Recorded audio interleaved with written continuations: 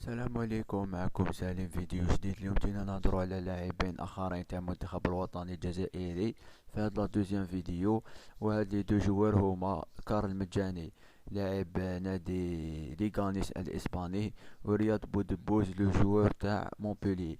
هاد لي دو جوار راهم يقولوا اخر الاخبار راهم تقول باللي بودبوز وكارل مجاني جاتهم اون اوفر من طرابزون سبور التركي.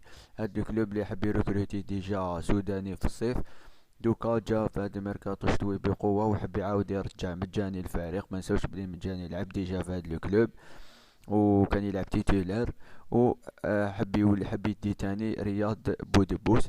هاد لو كلوب ستان كرون كلوب، خير من كبير على كبير على النادي ليغانيس وعلى نادي مونبولي اللي هم يلعبوا فيه دوكا مجاني وبودبوس. وان شاء الله نشوفوا هاد اللاعبين يولوا يروحوا في هاد الفريق. وعلاش لا سورتو كارل مجاني اللي ماهوش يلعب بزاف مع نادي ليغانيس، وهو نادي متواضع في الدوري الاسباني، يلعب على البقاء مقارنة بنادي طرابزون سبور اللي يلعب على مقدمة الترتيب. ان شاء الله نشوفوا مجاني يروح هاد الفريق، وبودبوز نخلو له ليه الاختيار اذا يروح للدوري الايطالي ولا الانجليزي ولا يروح لطرابزون سبور.